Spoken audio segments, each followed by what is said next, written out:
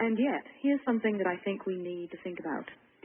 Whenever we consider these possibilities, we need to constantly be mindful of the fact that we love to scare the hell out of ourselves. Warning, this is not entertainment.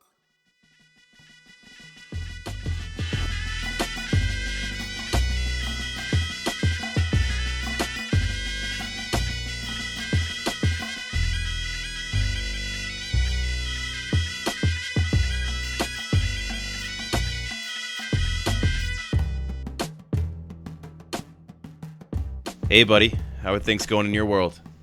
Well, as we were just speaking about previously, it's been a busy few weeks for me, moving into a new house and getting settled in. So it's been good, just living the old life, trying to make good choices. Yeah, while you've been moving houses, the world's been kind of turning on its head. All sorts of cool things in the news in the last few weeks. Seems like right after we published the last news update episode we did about a month ago, all these cool stories started to break. I had to bite my lip to sit on some of these for 4 weeks before we could do another one.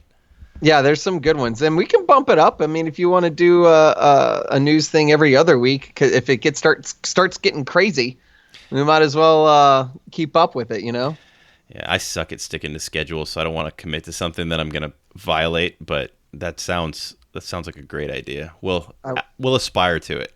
I would let you violate me.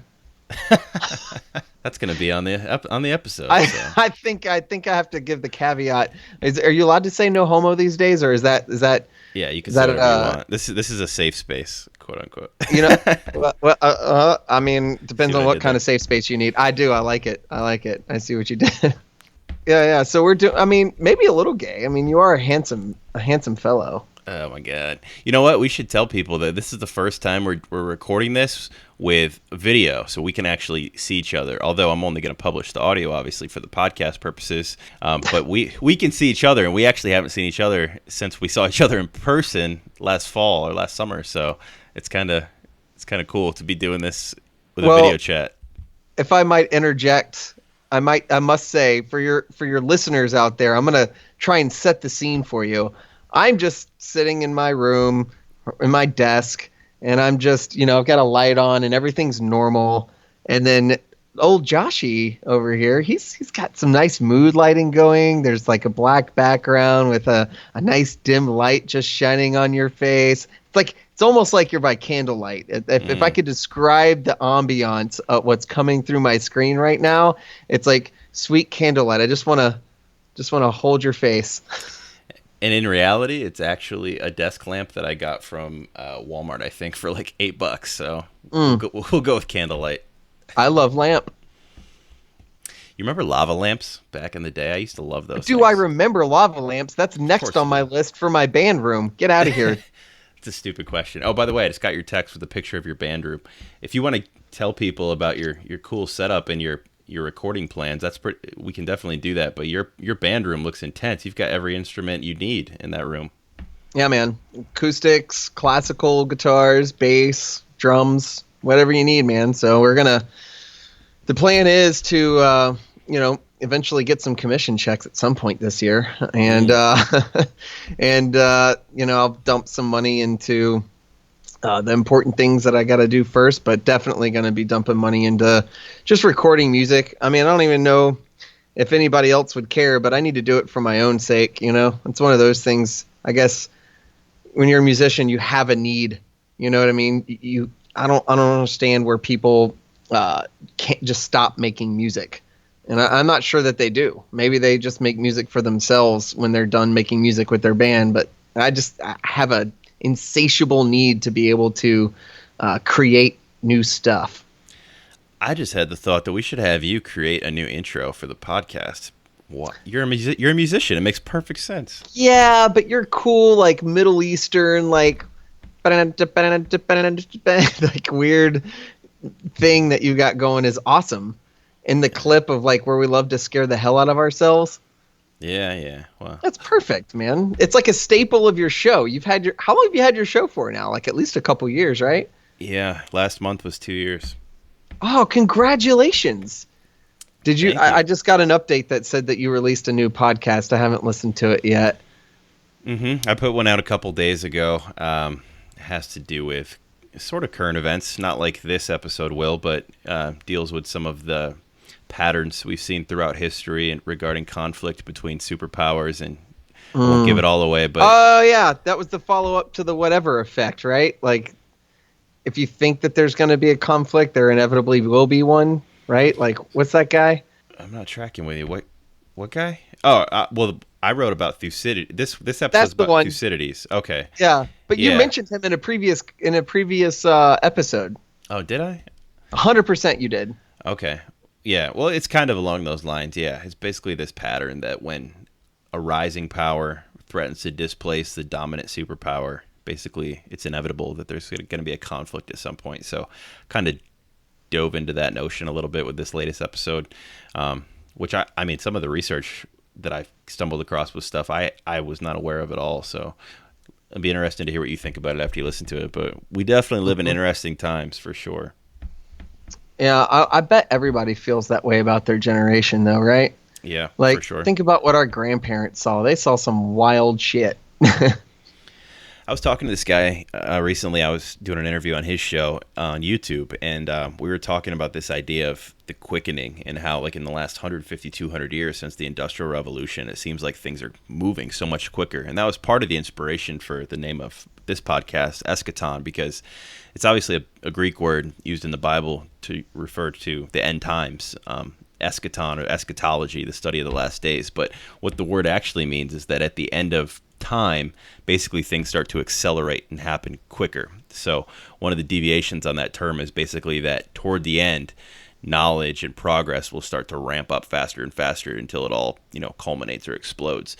So if you take that linear theory of history, it kind of, meshes with what we've seen in the last 200 years in terms of innovation and progress. 100%. I was listening to another podcast, and they mentioned, I don't know if you heard in the news or not, but like I want to say China is like cloning a one of their police dogs. It was like a super good police dog, and so they are cloning it because they already know it's trainable and everything, and it's cheaper than actually going through the process of finding dogs, training them, because there's a ton of dogs that are actually rejects. So they waste all the money of trying to train a dog that never actually makes it through all the way. So they're just cloning this dog for mass production. Now, if you remember back in the 90s when they freaking cloned the first lamb, you remember that? And everybody lost their mind about that. It was like, oh my God, ethically, what are we going to do? It's just crazy. And what ended up happening is they almost conditioned us. You talk about things accelerating.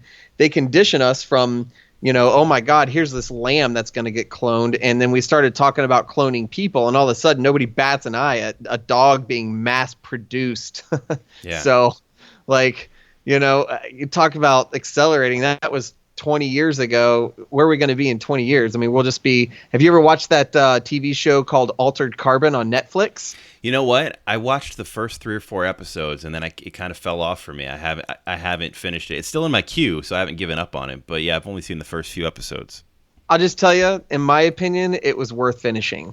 Really? Okay. Yeah, it has a good ending because you're trying to solve he's trying to solve that guy's murder or whatever. Mm-hmm. And it's really good. They actually do a good job of tying all the storyline back together and answering a lot of unanswered questions that you will eventually have, unlike Game of Thrones. No, don't even bring it up, man. I'm very angry still. I'm on the unpopular side that I didn't think it was that bad. Oh my gosh, it was awful. I think it wasn't that bad? Like, listen, we'll talk about this on a separate side. We're not going to talk about Game of Thrones. Thank you. Like right now, we'll sidebar it for later. But I didn't think it was that bad. I thought it was okay. Don't get me started. It wasn't great. It was no Breaking Bad ending.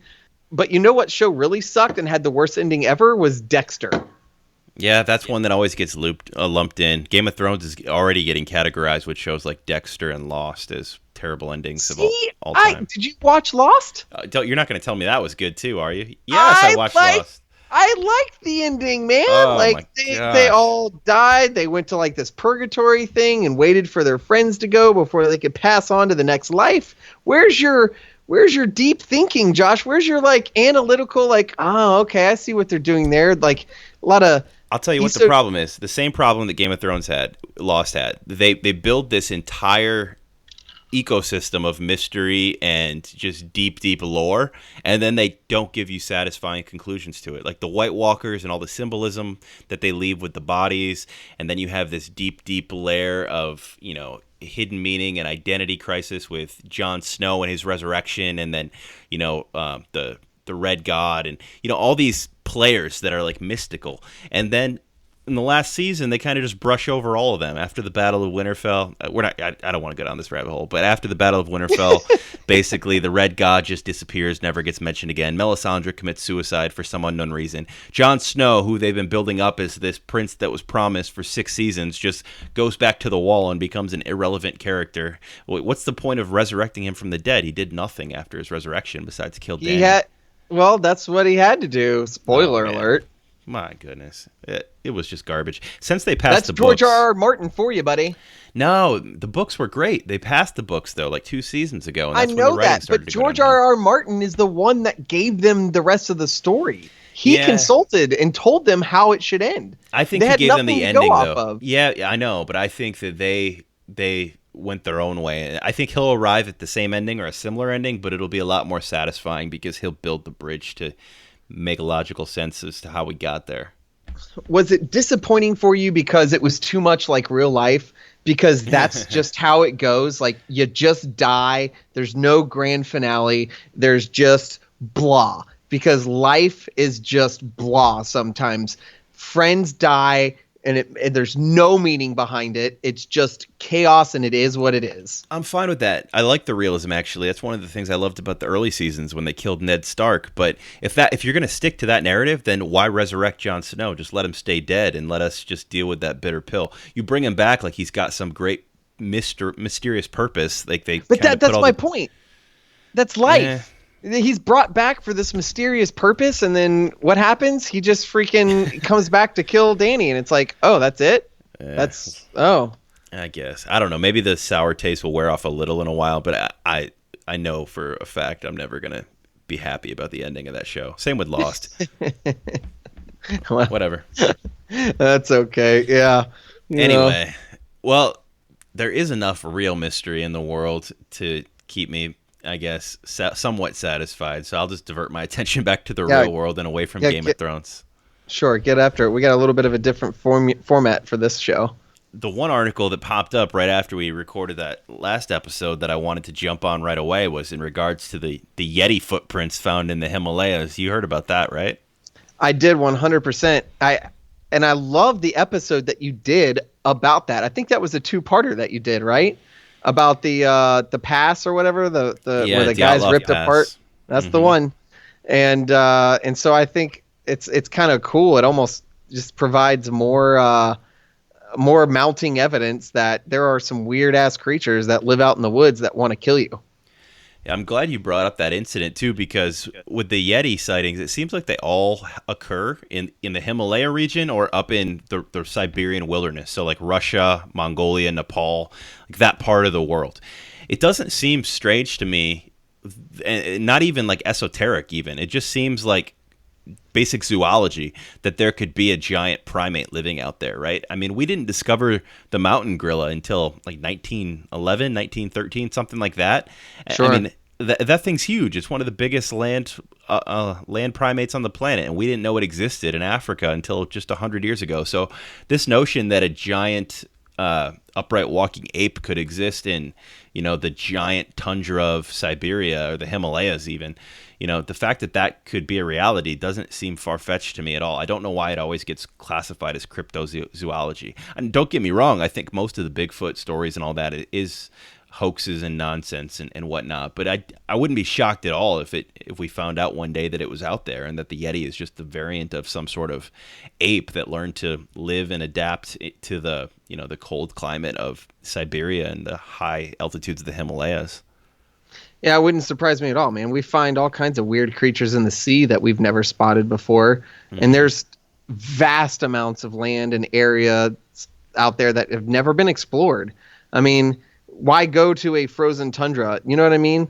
That is not hospitable for folks like us. And if we were going to if the governments wanted to do a massive exploratory campaign out there, they would need an immense amount of supplies and resources to be able to go camp, not to mention get oxygen on a regular basis. They'd have to swap out tanks and explore those things. I mean, we have miles of caves that are unexplored, that haven't been touched before. So, I mean, there's no telling what's living in certain places in the world. I mean, your guess is as good as anybody's. And I do know that there are a lot of hoaxes and crap out there that, like with aliens and crop circles, that some crop circles are real and other ones are just completely fake. People put, what do they call? They put like little 2x4s on there and walk around in circles and make shapes out of it. So I think people have a desire to believe. Did you ever watch the X-Files? Yes, sir. Yeah, back in the day, David Duchovny, what was his Mulder? Mm-hmm. He wanted to believe so bad that a lot of times in that show, I thought they did a good job of, him kind of manifesting or pushing his agenda or what he believed on everybody else. And it ended up being, something kind of paranormal, but not where he was going with it, kind of a deal. And so who knows, man? Who knows what's out there? But yeah, that article, and it's starting to get mainstream, is that we talked about it before we started the show, that the fringe is becoming mainstream. Yeah. And Yeti stories, to talk about mainstream, this one I'm about to read from is from CNN, and I only chose CNN because I wanted to kind of call out that it was a mainstream source. You can read about this story in pretty much any news source. That's how much notoriety it got. But the reason why was because it was actually brought about by the Indian Army. So the nation of India has a mountaineering expedition team in their military, and it was those folks in that platoon or that unit that actually posted the picture on their official Twitter page. So the ADGPI Indian Army official Twitter page, and this was the post from April 29th. It said, "For the first time, an Indian Army mountaineering expedition team has sighted mysterious footprints of the mythical beast Yeti, measuring 32 by 15 inches, close to Makulu Base Camp on the 9th of April 2019. The elusive snowman has only been sighted at Makulu Barun National Park in the past." And then they post a few images of the footprint. Now, 32 by 15. Like 2.5 feet long, dude. Exactly. So if you put like an aspect ratio on that, you try to proportionally put a body on that footprint, that would be like a 12 to 15 foot ape-like creature. I mean, that's huge. Yeah. Massive. What size shoe did Shaquille O'Neal wear when he played ball? Do you know? They used to talk about it. I forget. Like a 27? Yeah, something like that. So this would be like a 10 to 12 foot ape. That's crazy. Well, one of the reasons why it got pushed back, at least in the mainstream, was because in the photo, it looks like that there's only one foot kind of in a linear path. So it would be like this Yeti was hopping on 1 foot. So that a lot of people are discrediting with that. But I mean, if this was a hoax, you'd think they would at least be smart enough to put side-by-side tracks. Some people are saying that there was a snowdrift and the snowdrift covered the other track. Or, the picture is kind of zoomed in. It's black and white. It's not really good quality. There could be 2 tracks. I'm not sure just looking at it. And I would never put any sort of theory on the hinge of one particular incident, but like I said, in the past, other people in this same area have recounted seeing the same thing. A lot of the Sherpas who live out there recall seeing icemen or snowmen, as they call them.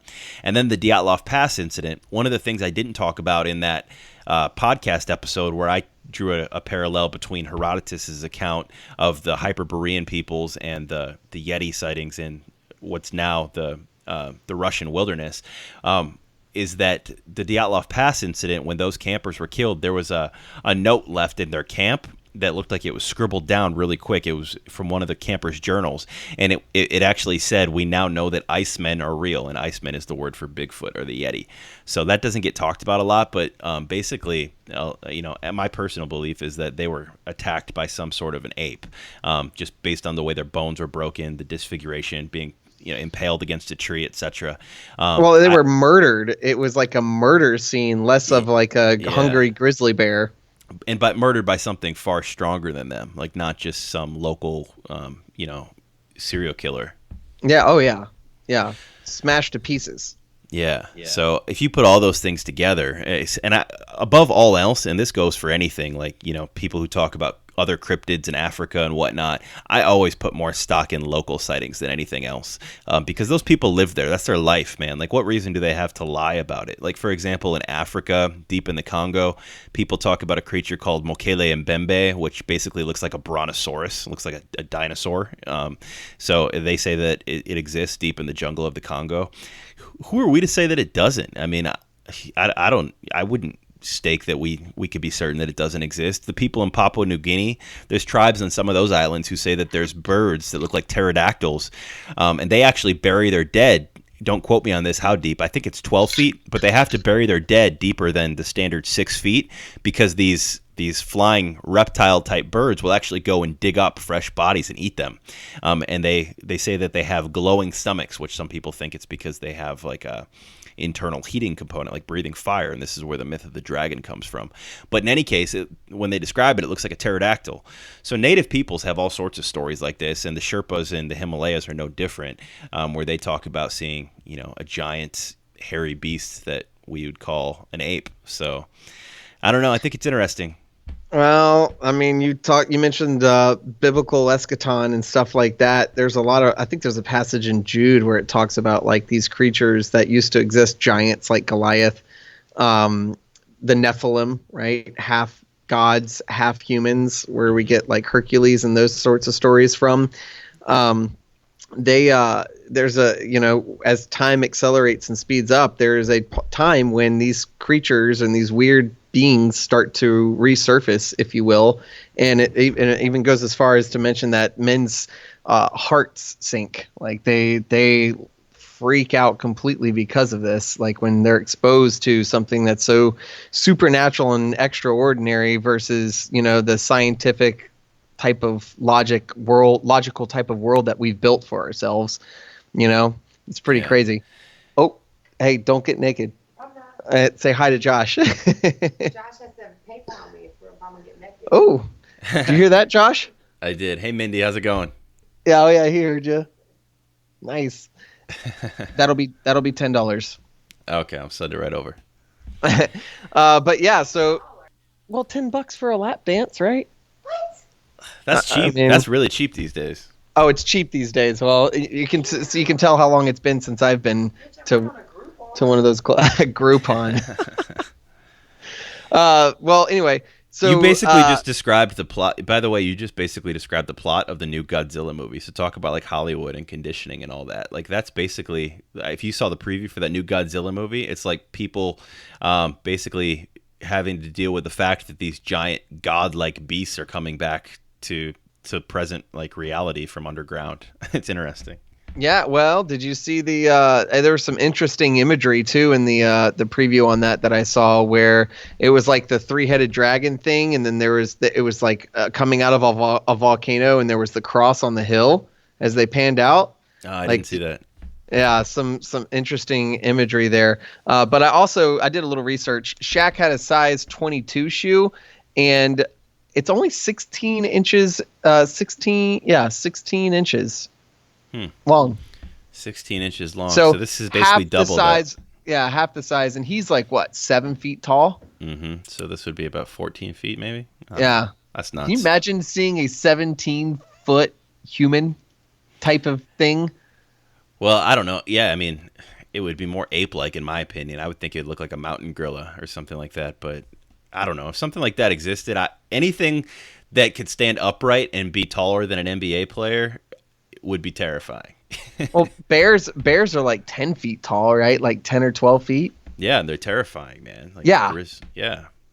Have you ever seen a shaved bear? No. I have not. Oh, buddy. And you people out there on the interwebs listening to the show need to Google image a shaved bear. It's terrifying. Yeah, it's like those bald cats, only 50,000 times bigger, and they want to eat you. That sounds awful. It's like something from a nightmare. Yeah. Yeah. Well, we can move on from the Yeti story. I definitely think that this one is something that could be credible. I know people are making jokes about it being a one-footed Yeti hopping around the Himalayas and whatnot. And, who knows if this picture is authentic or if it's not authentic. But in either case, between the stories like the Outlaw Pass and all the historical sightings there, I definitely think it's only a matter of time before something gets found out there and confirmed. People just don't walk around out there. Like you would die if you walk off the beaten path out there. Like people go to the base camp of Everest, they hike the Annapurna circuit, they hike Everest. That's pretty much it, unless you're a local. I mean, Westerners don't go wandering around the Himalayas, so there's a lot of places for things like that to hide.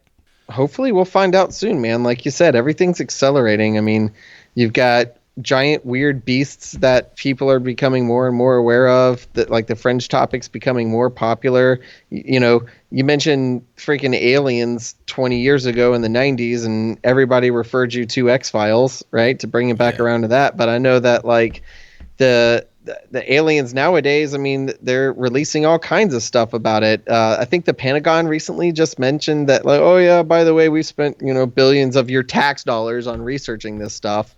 We talked about that, I believe, on the last episode. So the fringe stuff is becoming more and more popular, and it's gaining a lot of traction. So it's all, like you said, it could be just complete conditioning, right? Because if you look at everything, I have this theory that if you look back in like the late 80s, like early 90s movies, it was a bunch of terrorist type of stuff like Die Hard, Swordfish, all these different types of things of these terrible bad guys doing these insane things that were ruining everything, or like Dante's Peak, Inferno, and all that other stuff, or cataclysmic things happening. And hackers. Hackers were such a massive thing of the 90s, and lo and behold, what do we have? We got hackers like Julian Assange and guys like that are meddling in massive affairs, political affairs, things along those lines. You've got terrorism is now a mainstream type of thing. And what do we see in the movies nowadays?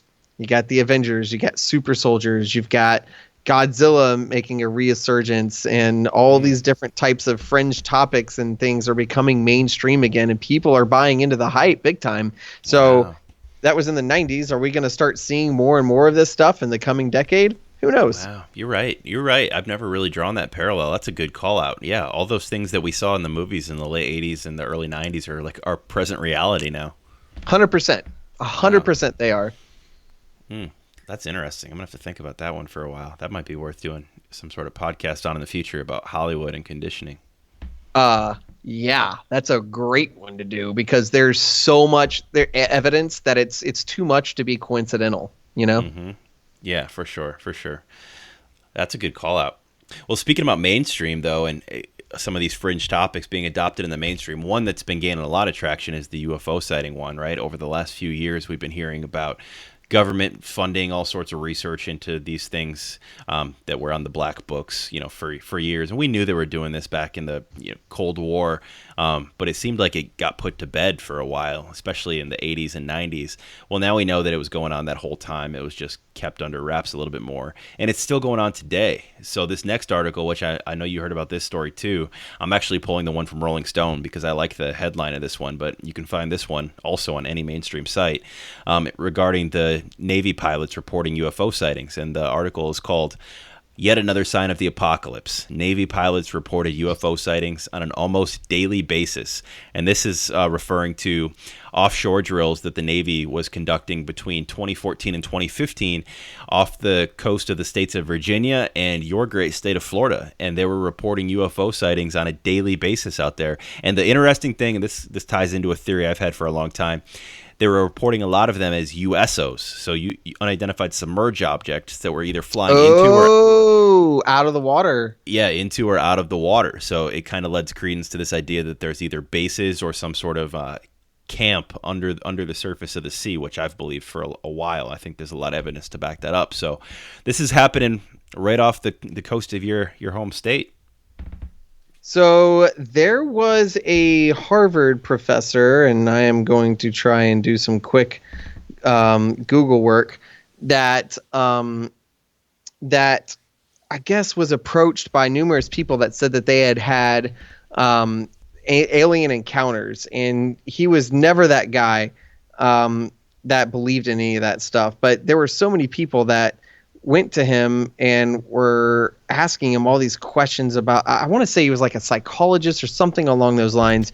And so he finally caved in. Oh, God, maybe Harvard professor Avi Loeb thinks finding signs of dead aliens could help humanity. I don't remember. I'm gonna have to do some more research. I shouldn't have done it off the cuff. But anyway, some guy that's a Harvard professor. If you guys have any Google people out there that can figure out who it was and maybe comment I know who you're under talking about. I think maybe I was talking to you about it, but yeah, keep going. I'll pull the name up. I know who you're talking about. Perfect. Yeah, he went and wrote numerous books now, but he interviewed hundreds of people all over the world who had no connection to one another, and they all had the same exact description of the grays or the different alien encounters that they had, the abductions that they had, and there were quite a few things that they had in common. One of them was that they never actually, almost all of them never went into space to a mothership. They almost always flew down into caves or into lakes, into water. They always went into water, which I thought was pretty interesting. So it's interesting that the article mentions that they're submersive, like USOs, that they're almost hiding here on Earth, if you will. Richard McNally. That's the one. That's the one. So he did a whole thing, and he was like, look, I was completely skeptical, and he went and found all these different people and interviewed them all, and it completely changed his mind on the subject, and that's what he does full time now. Well, you know what his main theory was on that, to explain it, right? He actually concluded that the explanation for a lot of those shared experiences was more terrestrial in nature. He believed that these people were having PTSD-like memories of the traumatic experience of being born. It's the experience of going through the birthing canal. And actually, they were actually remembering the process of being born. And that's why there's all this imagery of like being on an operating table in a dark space. The grays seem like, they're in a dimly lit room, but part of their face is covered. They're always probing you and doing things like that.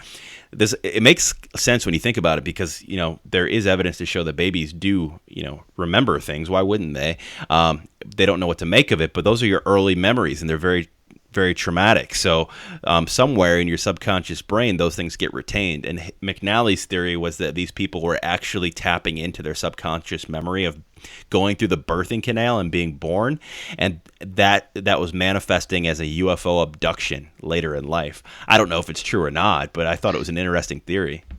Then it wasn't that guy. I'm going to have to go back and figure out who it was. This guy, maybe it was him, and that's the theory that he came up with, but I think he ended up changing his mind about it. Or somebody did somewhere along the way. It was something similar, but I mean, it could be. It's not a bad idea about it, but I mean, I think with like all these other things that we're seeing, I mean, you remember I want to say like a year ago, there was the Air Force pilot that saw he recorded that object that was like just zooming away from him and making these crazy turns and whatnot that made mainstream news. Mm-hmm. And back in the 50s, you had the video evidence of the saucers like posted up over the White House and all that. Mm-hmm. Now, whether that's aliens or if that's like, well, I don't know, dude. Jack Parsons, he was, you know who that is? Yeah. He started the rocket program. Exactly. He was into some weird occultic stuff, and he used to perform some seances and whatnot out in the desert, which is where he claims to have gotten most of his information for rocketry and all that. And it was out in New Mexico that he was doing all this. And of course, what's New Mexico most notable for? Roswell. Yeah. Area 51, Roswell, the whole shindig. So it's I think there's a lot more to it. But my theory on aliens is that they're not actually aliens, they're extra dimensional beings. Yeah, I think I'm tracking with you on a lot of that for sure. My views on this definitely aren't locked in stone, but I do think that at some point humanity had an encounter with something not of this world, or at least not of this, ordinary human experience, and we tapped into some sort of knowledge that they provided to us. Whether you tie that into like the Watchers from a biblical narrative, or like Chariots of the Gods, and that idea of these like ancient astronauts, definitely it seems to be the progenesis of this seems to be something other than human. But I think what we have now is a lot of human mimicry of whatever that technology was. Maybe not in all examples of it, because these things do seem to perform maneuvers that completely violate the laws of physics. But humans have definitely, I think, hijacked some of that technology to the point where we can make some pretty damn impressive saucer-shaped aircraft, probably even to the point where we have underwater bases that we're flying these things into and out of, and the government's just keeping it top secret. But I do think that this has probably been around for hundreds, if not thousands of years, and it could very well be some sort of extra dimensional entity behind it. How badass would it be to find out we've got these sick underground bases or underwater bases that are flying ships out of them?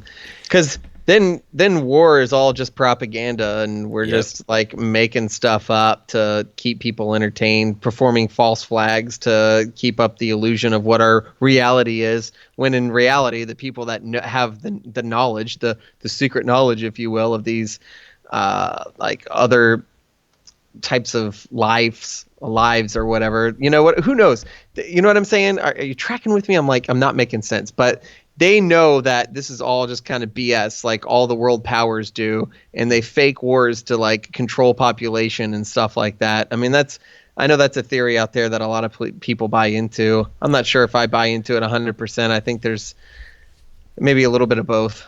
Maybe. The only thing, I mean, I know people are sinister enough to definitely have that type of mentality. I just don't think the human race is that competent to work in that type of collaboration and unity. I think that people basically operate in factions, and to keep a secret that big and to basically play the long con like that would require a lot of participation, and I find it hard to believe that people could actually cooperate long enough across nation states to do that. But who knows? It's certainly possible. Well, I mean, you're of the mind that we didn't go to the moon, right? I am. Well, then that's let me caveat that. I don't know. I definitely think it's possible that we went to the moon. I don't think the Apollo missions are the official story. The official story, I don't think that that's the way it actually went down. Yeah, because we lost the technology to get past the Van Allen radiation belts. Yeah. Everything is so much better technology-wise. I can see your pretty little face on a freaking camera on my computer that I'm sitting at on my desk, but we can't figure out how to get past radiation belts. I don't know. Yeah, it's far-fetched. And the idea that there's more technology in your smartphone than there was in the entire space shuttle.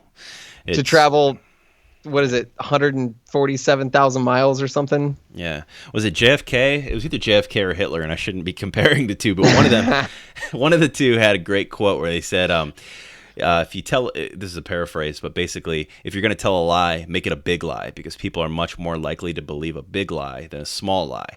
And it's kind of true. Like, if you make up this grandiose plot, this narrative, like all Jews are evil, they're the root of all of our problems, you can get a nation behind you. But with the small, simple little white lie, people don't really care, and they're more likely to be skeptical. So if the entire space program could be built on the back of a lie, people are so invested in it at that point. JFK had made the promise a decade earlier that we would get it done by the end of the decade. People believed it was going to happen no matter what. So you could sell that lie. I firmly believe that you could sell that lie back then. It would have been much easier to do it then than it is now. Well, I mean, what was it? Was it Project Philadelphia or one of those projects back in the day? There was thousands of people involved in that, and they all kept it a secret for years and years and years until it was declassified. No, it never leaked.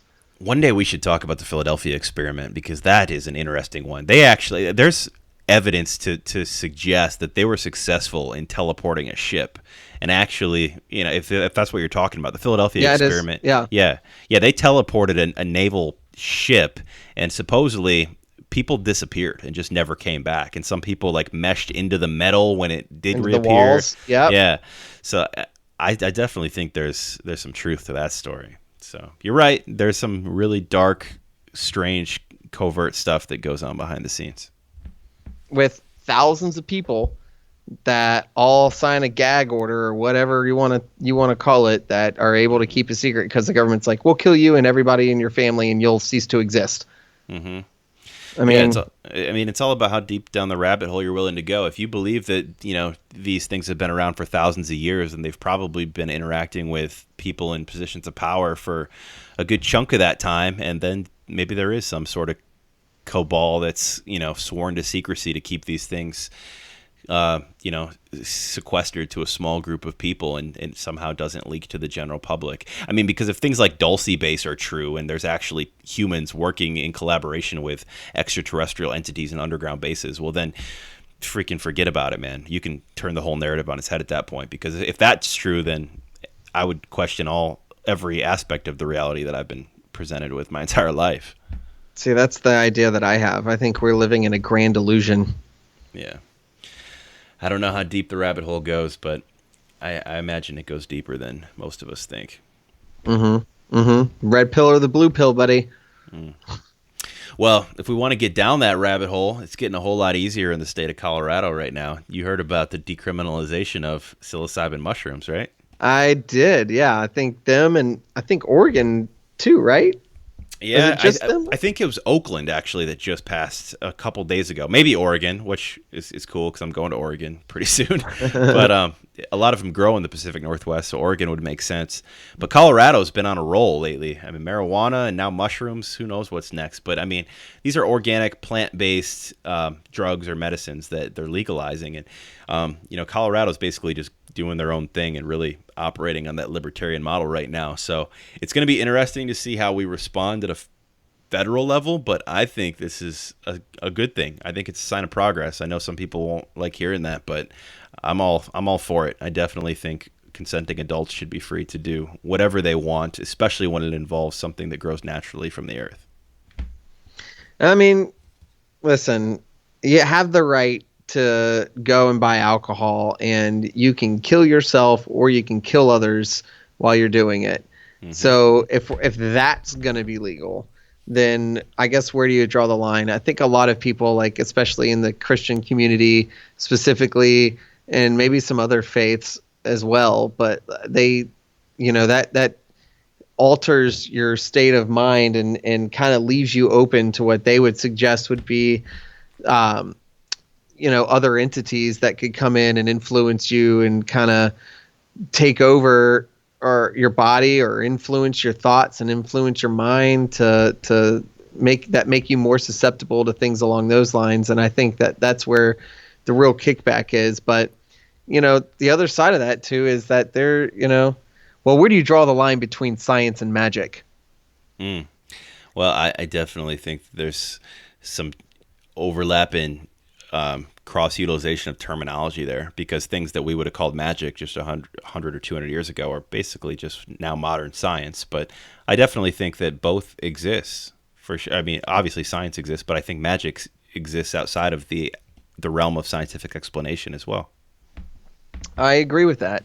I mean, listen, I do think, here's the thing, and I don't know if I should put this out there, but we've already talked about marijuana having some pretty good effects in, cannabis beating cancer.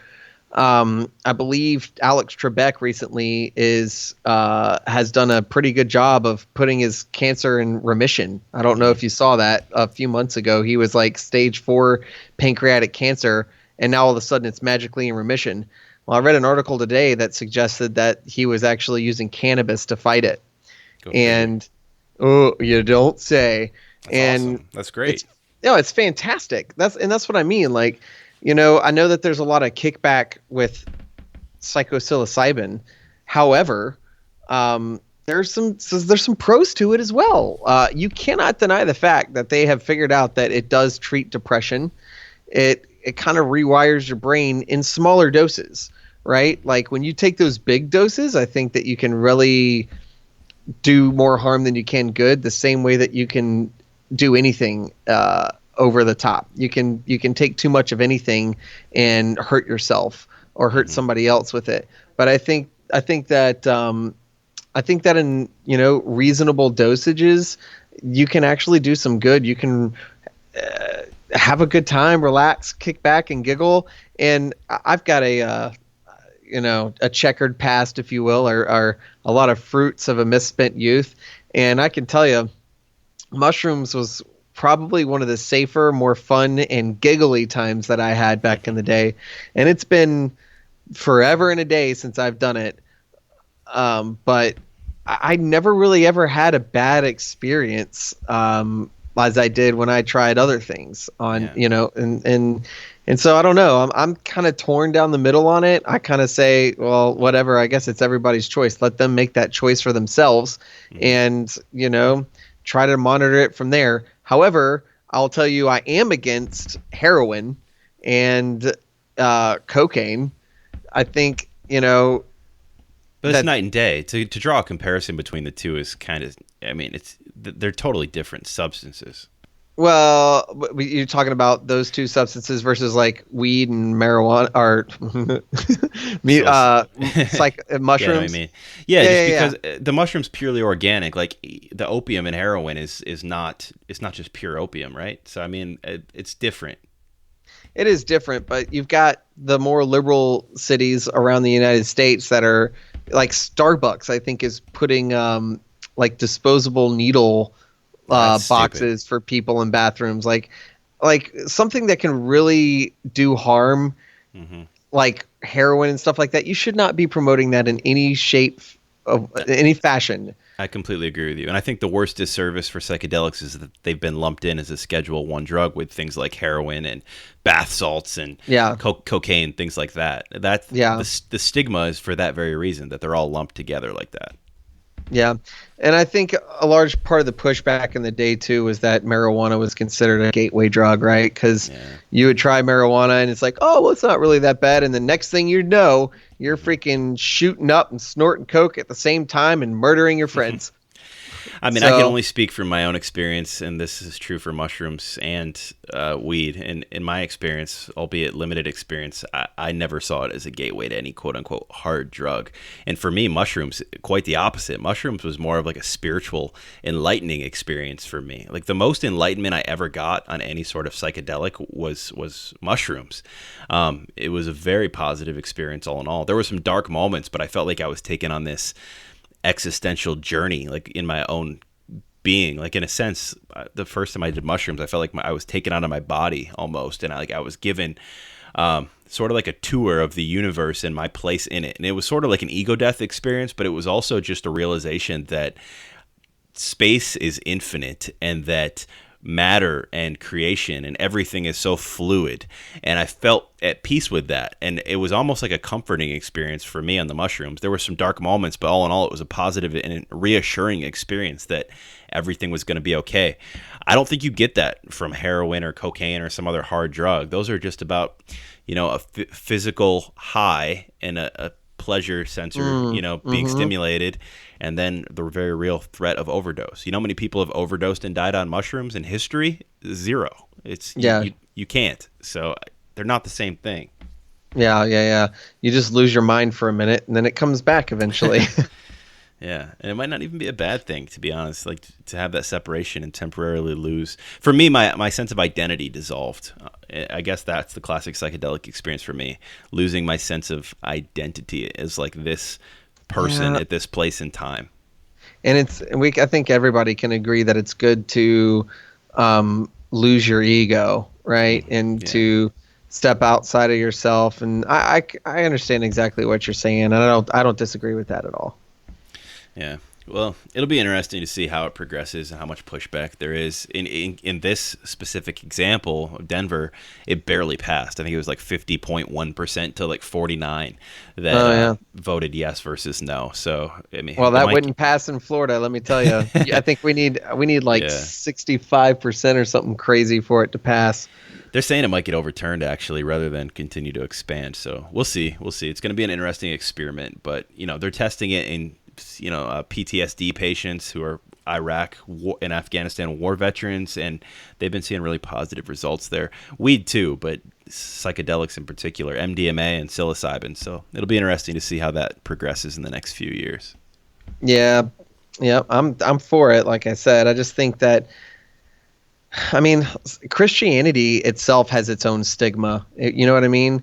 So Hmm. mushrooms also have a stigma, and a lot of these different types of things come along with that. And I think, you know, I mean, if you look at church today versus what it was in the 90s and in the 80s when you and I were growing up, Hmm. it's completely different. You know, at least down here in the South, it is. You know, they've kind of veered away from the hellfire and damnation, Southern Baptist thing, and you've got churches that are more grace and Jesus centered than hellfire and brimstone. And I just think that it's kind of similar on the mushroom side. Like, you got some stigmas there where it's like, oh, you're like this hip gangster wannabe that's freaking gonna get high, and like the what was that freaking propaganda movie about weed? uh God, they The made one it from in the the, 70s. I Way want to back say it was either 70s or like the early. 50s.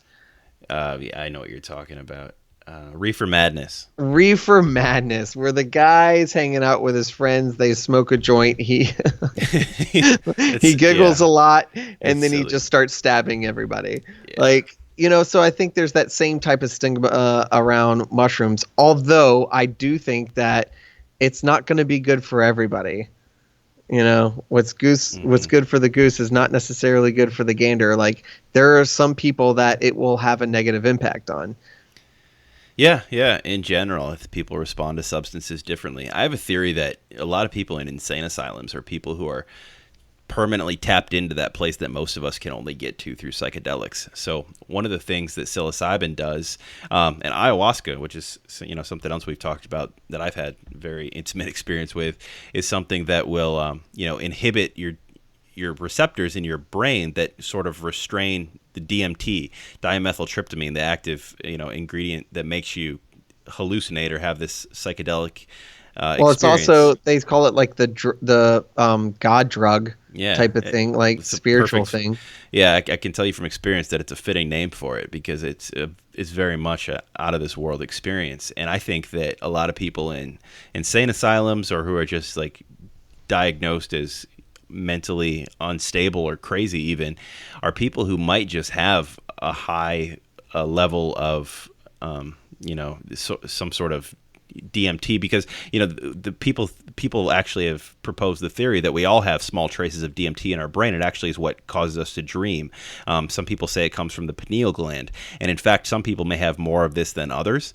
And if you have too much of it, you could constantly be in this place of not being able to distinguish reality from the psychedelic state. And if that's the case, then these people would seem like they were insane people to the rest of us if we were just passing them walking down the street. Well, you know what's interesting about, you mentioned the pineal gland, potentially producing it. There's a lot of stuff in Egyptian literature and in the not the cave drawings, but the art that they had, Hmm. where they show like little pine cones and stuff in people's heads, and it turns out that the pineal gland is actually shaped like a miniature pine cone. I don't know if you're aware of Yeah, that. yeah, I am. But what? Oh God, I just lost my train of thought too. All the it's, what's interesting is, like, in America, if that's like your spiritual gland, that's your gland that allows you to connect to, God and prayer and understanding that there's more out there.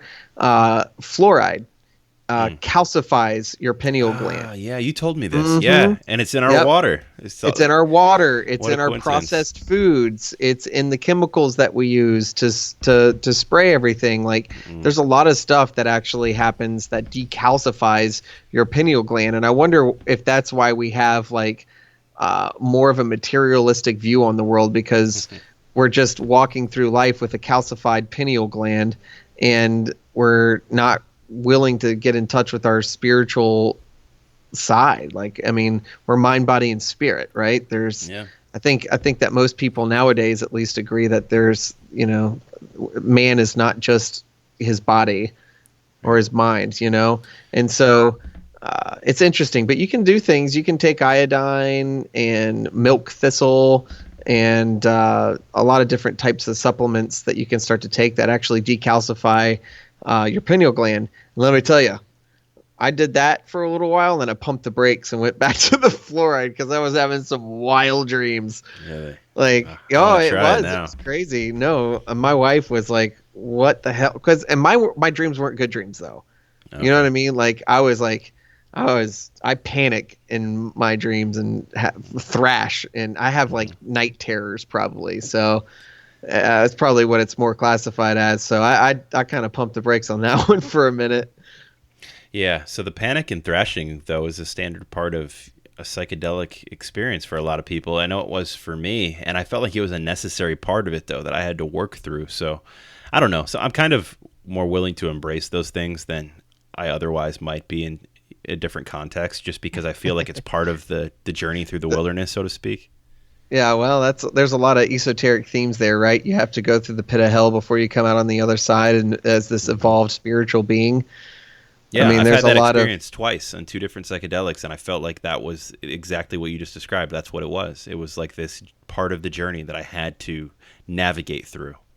Well, if you pay attention to any of the music videos that are out nowadays, it's all imagery around that stuff, like Katy Perry songs and Lady Gaga, and I'm talking mainstream artists have these weird ass videos. They're all talking about all the same themes, just in an abstract, artful, quote unquote way, if you will. It's just, I think that's a part of what's made all this stuff go mainstream too, you know? Well, I don't know what's going to happen with the whole psychedelic push, but I'm just happy to see some sort of progress, because for years and years, people were hung up on the whole debate about marijuana, which I think is just like barely scratching the surface of what needs to change in terms of the way we categorize quote unquote drugs in this country. So yeah, and I think a lot of people are seeing that. I even have my grandparents convinced about that. You're making progress when your grandparents are convinced, because they come from a different era, man. Yeah, dude, they're 88 years old, so yeah, they lived through that reefer madness propaganda. 100%.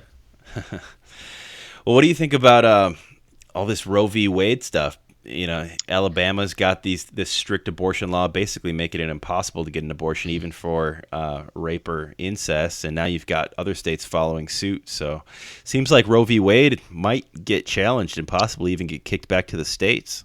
Listen, I know of people, I don't know them personally, but I know people that are atheists, people that have no belief in the Bible, no belief in any higher power. Some do, some don't.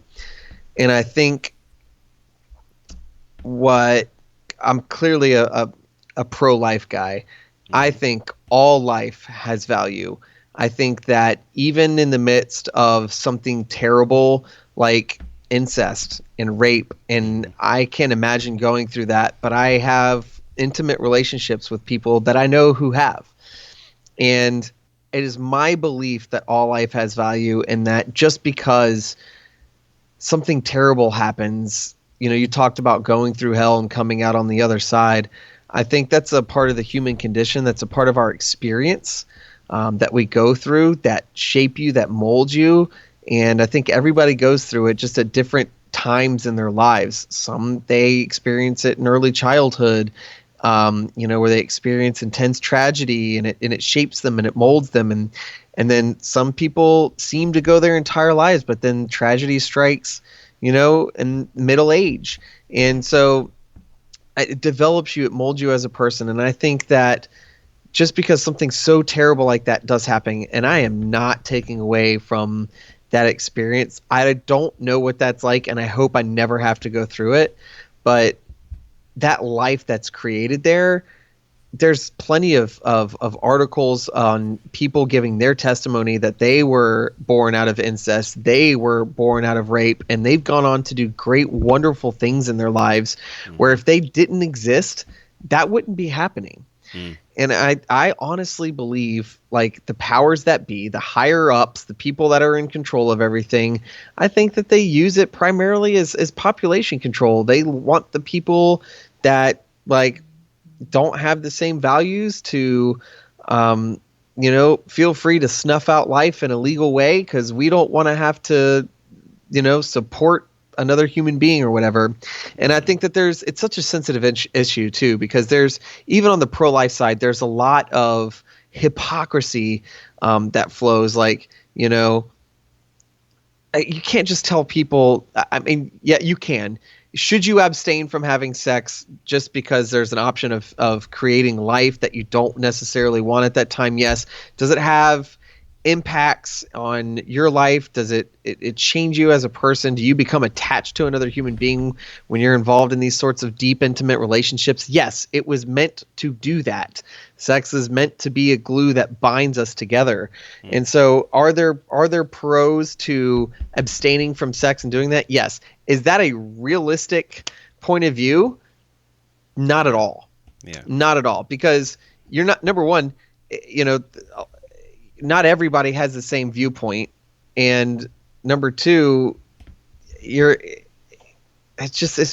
not a reasonable option, even for the goody good people. Like, very few people, I think, abstain all the way until marriage, and so that's not a solution, in my opinion. And do I think that there should be harsher consequences for rape and all these sorts of things? 100%. Chop that dude's junk off. But the caveat to that is that rape is the number one false accusation that gets thrown out there. It's the number one, what is it?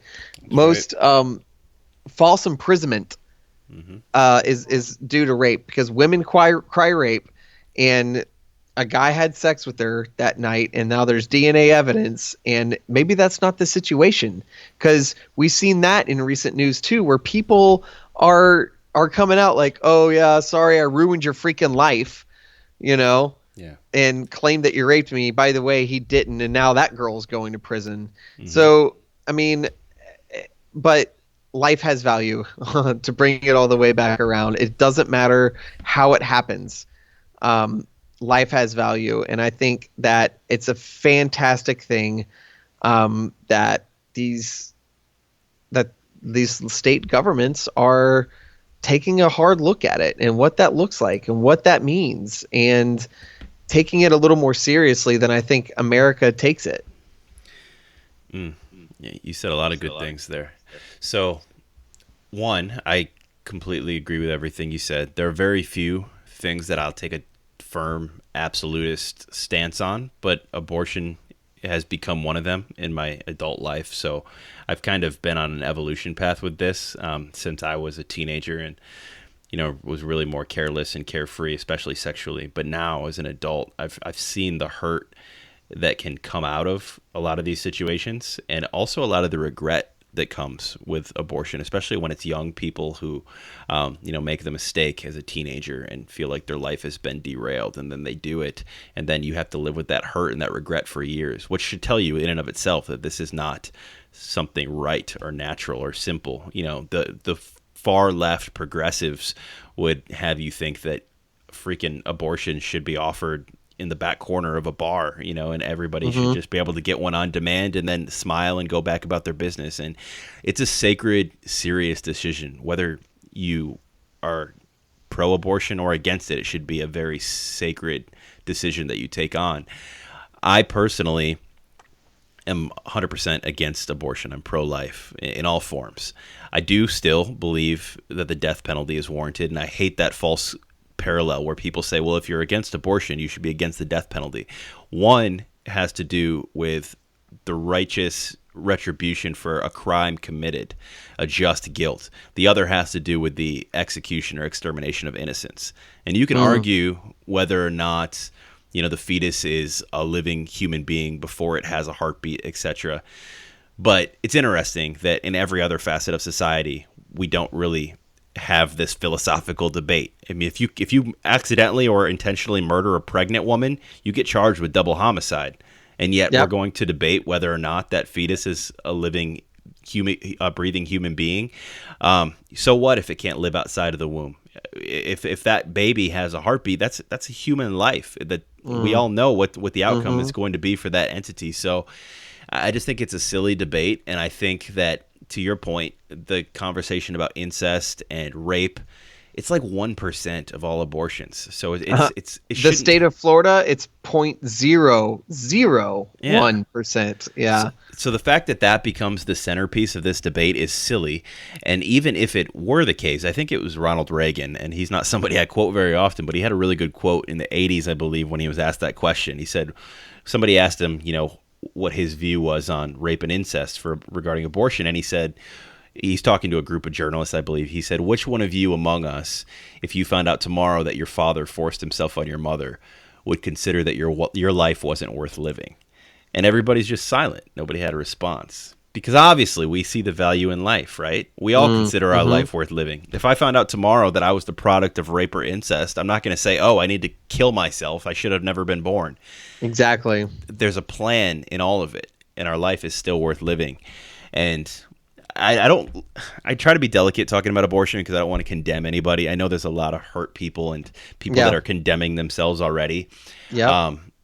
And I don't want to pile onto that at all. I definitely understand the delicate nature of it, but it should be a sacred decision whether you are for it or against it is all I'm saying. And I definitely am against it. It's just the media makes it cheap. Yeah, they make life cheap and they make the debate futile because we built it on this false premise and just build this straw man argument as to why it should be permissible. But I mean, what people don't tell you is that Roe, even in the Roe v. Wade case, I mean, the woman who brought the case forward wanted to backtrack before it even got to the Supreme Court. They basically just used her as a pawn to get the legislation through. She spent the rest of her life basically speaking out against abortion. So that what should that tell you in and of itself? And then, again, I've already pretty much stated my belief as clearly as I can, which is that it is a human life at conception and that it is nothing short of murder to exterminate it. However, I do think that there's room for a lot of mercy on this subject because a lot of us have just been raised with a false narrative and we've just been taught 100%. To basically undermine the value of human life. But the problem... False information. Dude, the thing that nobody talks about, and this should really... People who are big on social justice, especially progressives who are all about like race and gender equality, they should be as anti-abortion as anybody because the vast majority of abortions take place in the African-American community and in impoverished neighborhoods. If you look at the statistics by race and age... It's overwhelmingly young African-American women and now Latino women as well who are freaking Margaret having Sanger. abortions.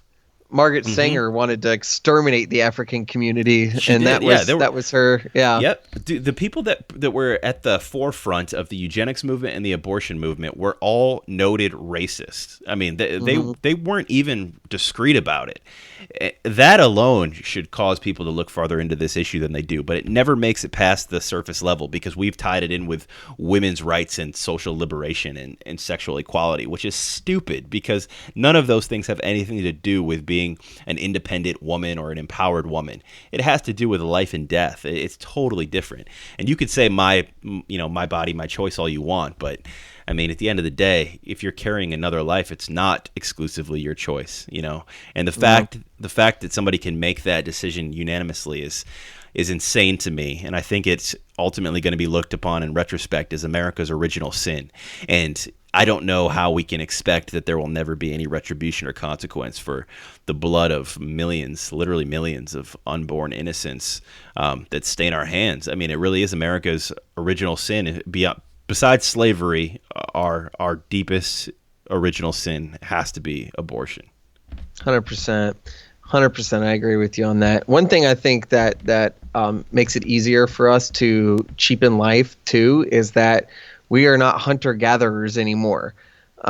You hunt, you've killed another animal, you've taken a life, and it's not an easy thing. I've shot a deer and it wasn't dead.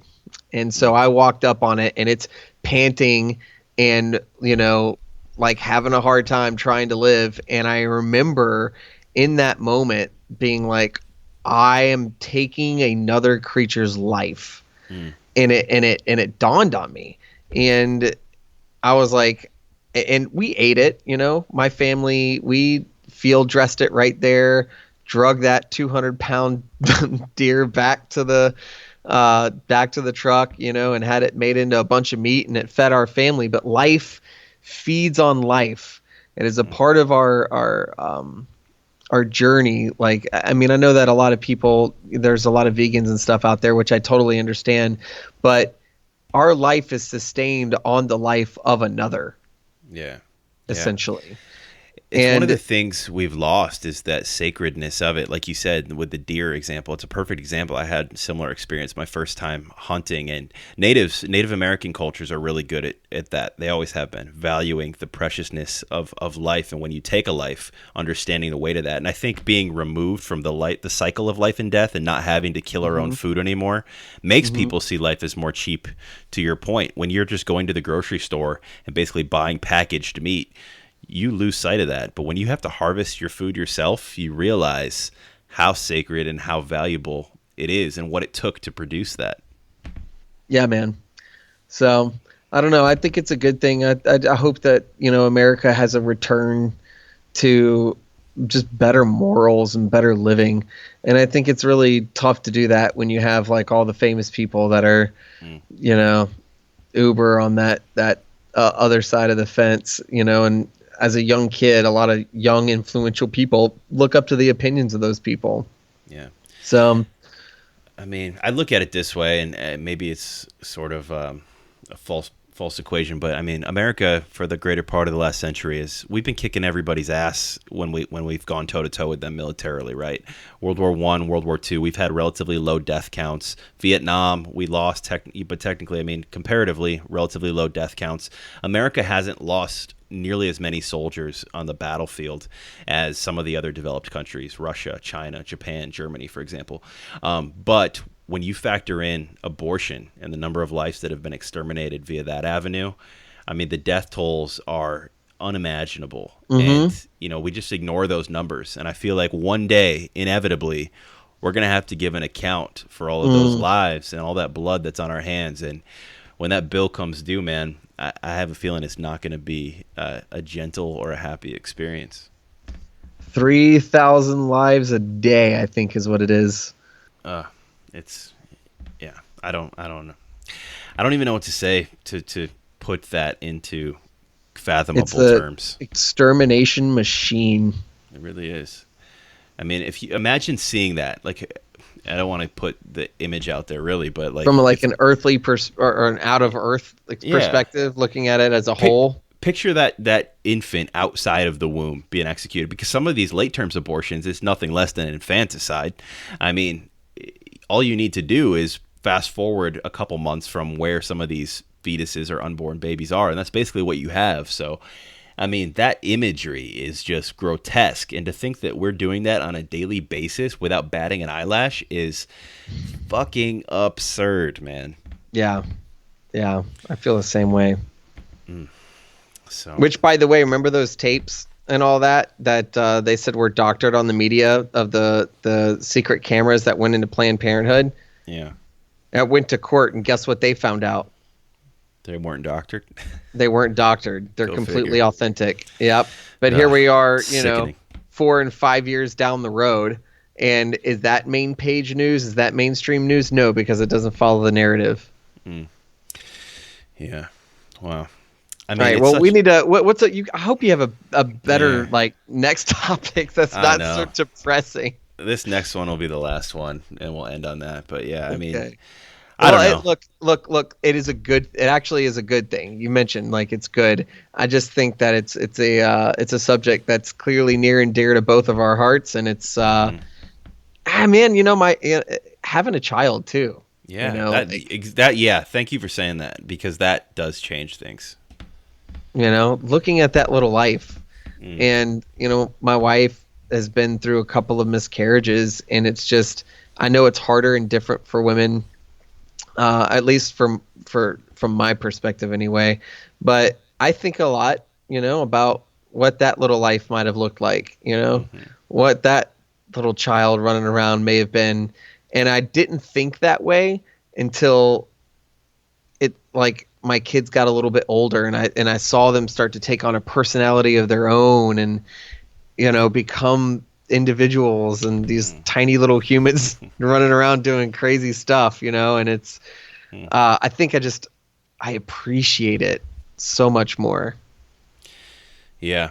I mean, this is the one issue above all others that I really feel like we all need to be in, like literally like sackcloth and ash, man. Just like just praying for forgiveness for it. I mean, more so than any other issue. I've been on both sides of this issue, and there's so much hurt and self-condemnation and regret, and I've seen it so many times from people who go through it and then immediately condemn themselves after, and it should not be a lighthearted, frivolous decision. It should be something that requires serious contemplation.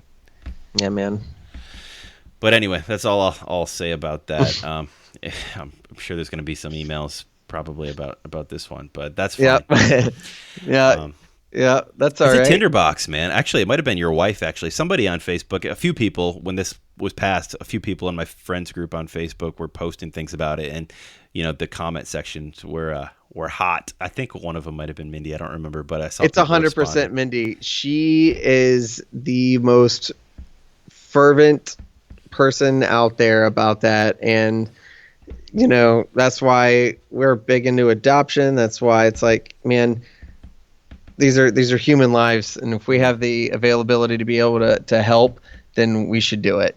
And it's just, we're game, and she's a fighter, man. She's the same way as you, as from a passionate standpoint, but she's out there, and she's had some pretty good conversations, and has actually had people where she's not necessarily changed their minds on Facebook, but she got them thinking differently, and she was able to use facts and science. That's it. And that's what to go back to my original point, there's atheists, there's people out there that just go off of scientific fact.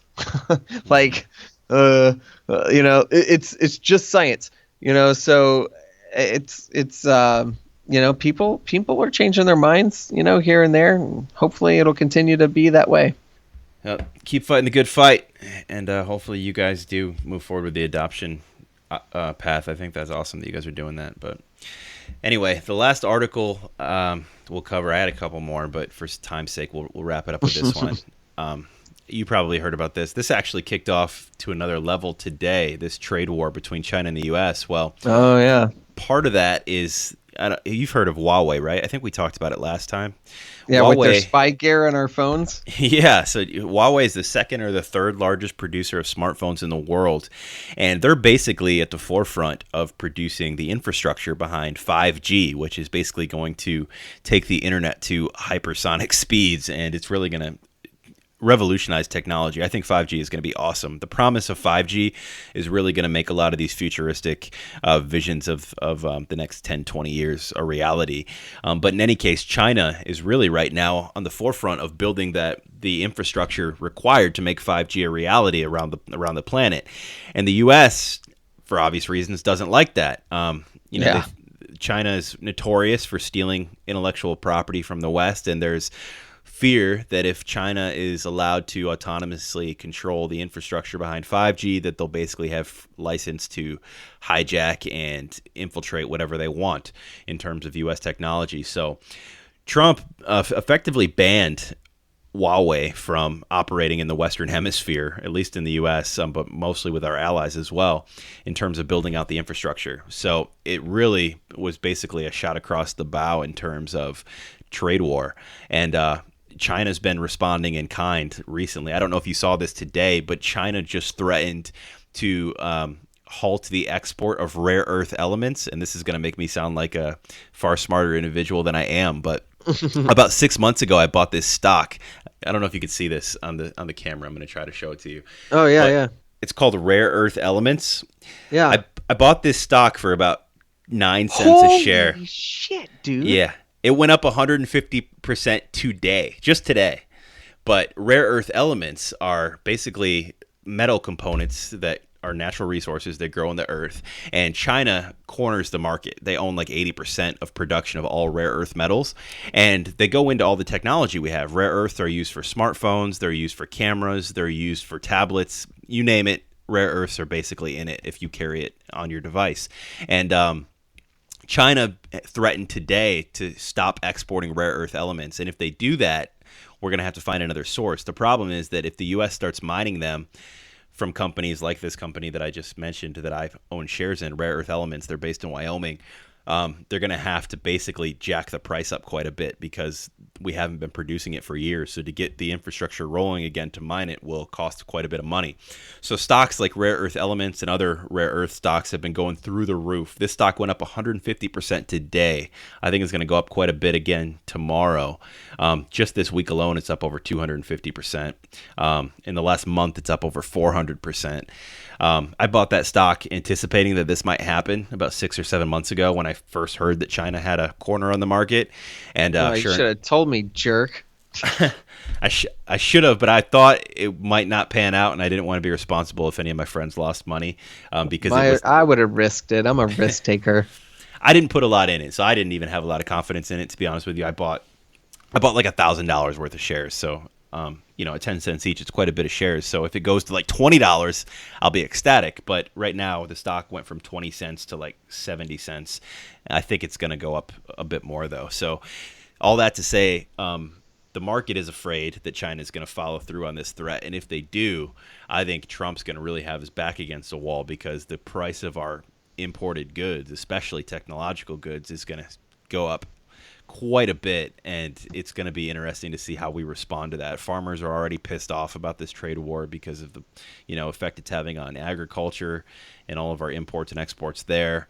It's going to be interesting, but Huawei is the key component of this because I think China feels like if they lose this battle for 5G, then basically their growth is going to be stifled. China's really banking on this 5G expansion for a lot of their growth going into the next decade, and the U.S. is trying to shut it down. I mean, look, what's the worst that could happen though is that Trump stifles it because in my experience he stifles it for another 4 years. So 5 years, 2021, we get a new president, and since I've been alive, the pendulum goes one way, then it goes right back the other way. So you'd have like somebody who would be more apropos to, sign agreements back into place and do away with that crap and all in the name of progress or whatever. I mean, I don't. That's what I mean. Like, I guess like right now, unless Trump somehow like dumps a bunch of money into it, or all these American companies ramp up really fast. I mean, it doesn't take as long to ramp up a company like that as it used to, I mean, and especially if a bunch of money's being thrown at it, that'll happen quick. I mean, I'm all for it, man. Let's produce our own everything. They hate us because they ain't us. China's on the rise, man. That's what my Thucydides Trap episode, the most recent podcast, is about, really, to give it away. It's about the rise of China. I know I've been talking a lot on this podcast and elsewhere about the ever-present threat of a new Cold War with Russia, but I really do think the rapid rise of China is more of an immediate threat for war. The problem with Russia is that they have the biggest nuclear arsenal in the world. So if we go to war with them, it's basically just game over for both of us. It's mutually assured destruction. China is more subtle. Like, they're trying to play the long game. They're basically just trying to dethrone us as an economic powerhouse. Russia can't do that. The Russian economy is built on oil. So when the price of oil collapsed, Russia's economy collapsed with it. It's basically a one-trick pony. China's not that at all. China is so well diversified. They're so well positioned to be the leaders in the forefront of all sorts of innovations in the next few decades. I mean, AI, they've got DeepMind, and they've got all these other computers, smart computers, that are basically revolutionizing artificial intelligence. We already know that they're on the forefront of CRISPR because they're the ones who basically just went public with, actually using CRISPR. Doing it. On humans. And we also know that they're at the forefront with what's going on with 5G. So, I mean, China's well positioned to be a leader. Well, I hope we're able to pull something out here and get back to winning. All right. Well, anyway, that's the last article I'll cover for today. I had one more, but I think this is probably a good place to stop. We'll save the other one for next time because it's not really as time sensitive. But yeah, interesting month it's been. There's other things we could talk about, which we'll talk about later. I mean, Robert Mueller spoke publicly today about the Mueller report, and people are going back and forth on that. But it'll be interesting to see if they actually do impeach Trump. That'll be a whole nother can of worms. I always said this idea of like a new civil war in America seems far-fetched because people are too freaking lazy and comfortable to actually get up and fight a war with each other. But if they impeached Trump, conservatives would be so pissed off, man. Nothing would be off the table as far as I'm concerned. Especially if it cost him a second term, I think people would actually be in the streets over that. Well, they would have to, if they did file impeachment papers, it would have to get past the House and the Senate. And there's no way that would ever happen. Yeah. It would just be, and quite frankly, in my opinion, I think that if they do that after everything that's been happening over the last 2.5 years, that does more harm than good for the Democratic Party. I think everybody's like, all right, shut the hell up. This, why are we still talking about this? I think there's the moderates that are floating around right there in the middle. I think this is going to cause them to swing one right back to Trump's camp, man. I don't see how it would have a negative impact, really. Yeah, I think he's actually going to be happy if they impeach because he's got the surety from the Senate that it wouldn't go through. I mean, they have a majority there, so it would basically just energize his base, I think. So he probably would welcome it. But in any case, it just shows how freaking hot politics and the tension is getting between the polarized left and the polarized right in this country. Yeah, it's was it two wings on the same bird? Yeah, I mean, it's whatever. I kind of just I'll talk about Bigfoot. Yeah, right. I should have ended with the freaking Yeti story, right? Instead of impending apocalypse and abortion, but whatever. I mean, we brought it back around, We said we'd rather talk about Bigfoot. Yeah. And aliens. I'm also not aliens, man. I don't necessarily feel like we have to end on a happy note either, because those things are obviously important enough that they should be on our minds when we're done talking and rambling on this podcast. I agree. Give the people something to think about at the end. Yeah. But here's something that I thought that you were thinking about last time we spoke was, did you figure out the soundboard? What's happening with that? So I downloaded this soundboard on my computer. I haven't actually put any sounds on it yet, though. It's I can't find it now, but yeah, to answer your question, yes, I downloaded a soundboard specific to Mac. It's a software soundboard. It's not a physical piece of hardware. So we'll see how it goes. Do you have to edit it back into the episode? Is that how that works, or is there a way to play it? Yeah, there's a way to actually play it, and it'll just record as part of the audio while we're going. And basically, if we're doing a live episode, I could just use it in real time. But I got to test it out. I haven't tested it yet. Let's see if it works. I don't even know what sounds we'd use. That's why I haven't, prioritized it, because I'm not really sure what sounds I'd put on there apart from. Well, could I use it and funnel it in there? Hell yeah. It'd be better if you did it, actually. It'd be better because you're better with that kind of stuff. You're quicker on the take, especially with comedy and stuff. So if you want to put any funny ones in there, it's all you. That's all it would be. It would be fun transitions from one topic to another. So if I had the layout, I would be ready to go with some sweet transitions. It would be bitchin', dude. All right. Let's plan that then. I'll tell you. I'll send you the link to the software that I used. If you can get it on your computer, you can do that. Otherwise, I'll just send you. I'll put some sounds together and I'll send it to you. But feel free, man. Cool, man. Well, as always, man, it's a great pleasure, and it's actually freaking hilarious to see your face. I don't know why I don't use technology more like this. Yeah, we've been talking on Skype audio for months. I don't know why we don't use the video, but yeah, whatever. And I feel like the flow was a lot better because we could see the other person's face. I don't know. I guess we'll see. Yeah, it makes it easier when you know the other person's moving like they're gonna say something, so I don't just stumble all over you and cut you off. I definitely prefer video. So let's do this again in the future. Yeah, and I can just give you some hot nip shots. Now I'm gonna have to put the video version up on YouTube or something so people can see that. And then my pale white chest. You live in Florida. How the hell are you pale, man? Get outside. It's so freaking hot. In Super Mario 3, when the one where you get the raccoon tail and you can fly, and there's that level where the sun tries to kill you, it like swoops down on you. That's Florida right now. Oh yeah, so you don't want to be outside. Okay.